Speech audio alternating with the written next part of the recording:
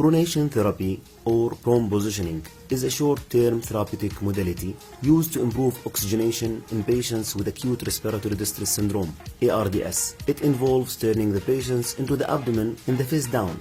ARDS is not a diffuse, homogeneous disease that affects all areas of the lungs equally. Instead, the dependent lung areas are more heavily damaged than the non-dependent lung areas. Pronation therapy improves perfusion to less damaged areas of the lungs and improve ventilation perfusion matching. Some studies shows that patients with self-proning with high-flow nasal cannula improve oxygenation in COVID-19 pneumonia. Early application of prolonged pronation sessions decrease day mortality. The pronation may be used up to 20 hours per day. If the patient awakes, he or she can do it independently or with support from the nurse or the respiratory therapist. A number of methods are discussed in the literature, including manually turning the patient with the use of a single sheet, turning system or turning frame, and turning the patient's use of the rotoprone therapy system. In our ICU, we will practice manually turning for vented patients using jelly roll method. Complications of the procedure include dislodgement or obstruction of the tubes and drains, cardiac arrhythmias, hemodynamic instability, massive facial edema, pressure injuries, aspiration, or corneal ulcerations. The team will have 1 respiratory therapist, 4 nurses, and 1 physician standby if the patient extubated accidentally.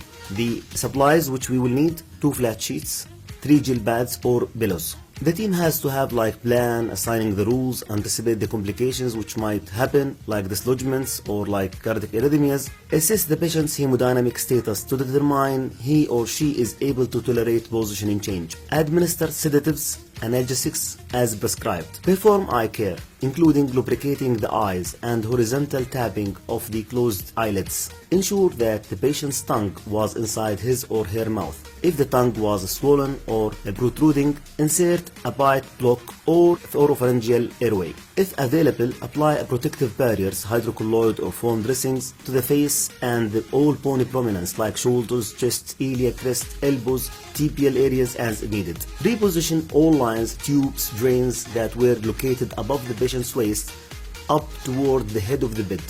Reposition all lines, tubes and drains that were located below the waist down toward the foot of the bed. Change dressings that were due to be changed during the pronation therapy. Stop enteral feeding. Suction the patient's artificial airway and oral cavity. Maybe the respiratory therapist will administer 100% oxygenation. Place long gel pads on the patient.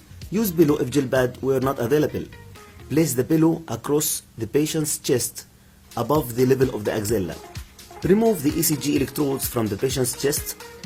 Place the pillow across the patient's iliac crest. Don't place the pillow below the iliac crest, as femoral nerve compression could occur. Place the pillow in the chins.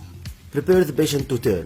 You can turn the patient's head so it will face away from the direction of the turn.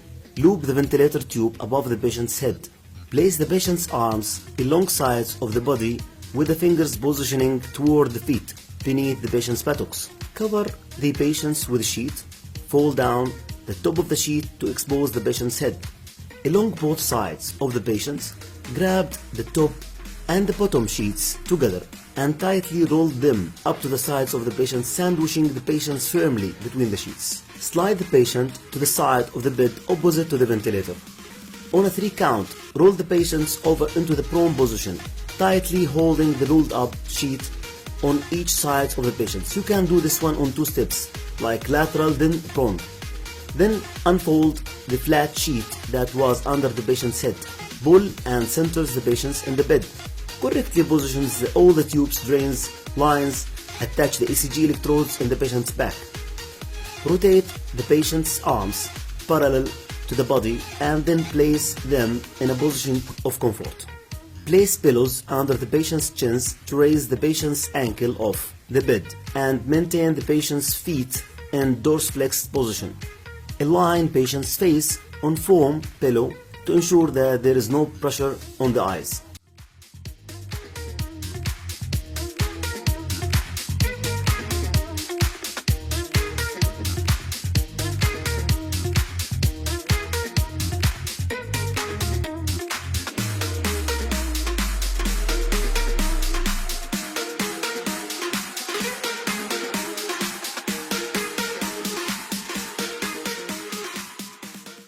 Adjust the bed to place a patient in reverse trundling bed position. This also may facilitate gastric emptying as well as minimizing facial and ocular edema. Resume the tube feeding. Assess patient's hemodynamic and oxygenation status after placing him or her in the prone position. With the manual positioning, reposition the patient head while he or she is in prone position to prevent facial skin breakdown. Provide frequent oral care and suction the airway as needed. Maintain tube feeding as tolerated.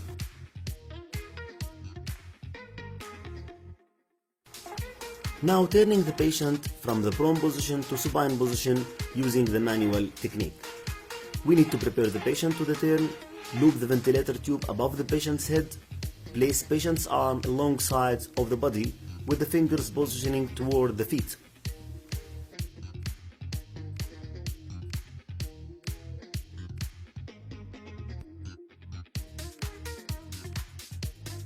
Remove the ECG electrodes from the patient's back.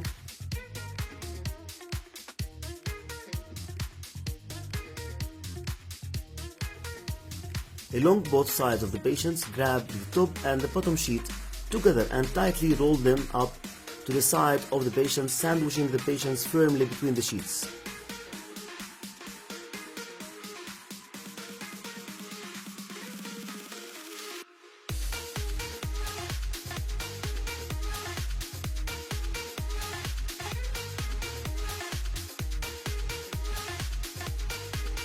Slide the patient to the side of the bed, opposite of the side you will turn him.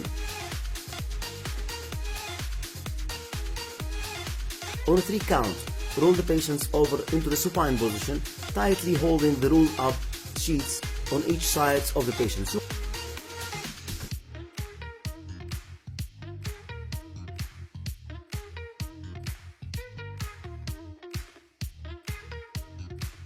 Pull and center the patients in the bed.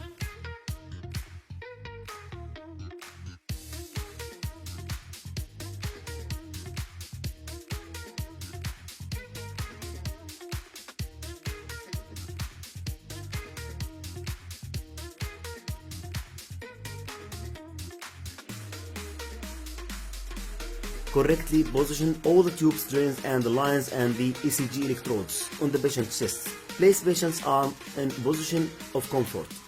Adjust the bed to place the patients in semi-fowler position.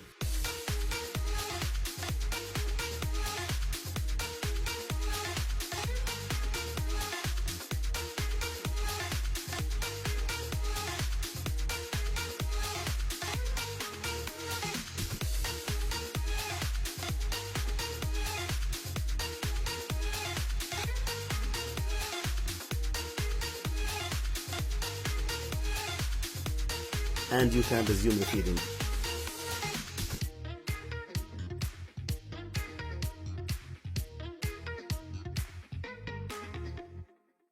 Thank you so much.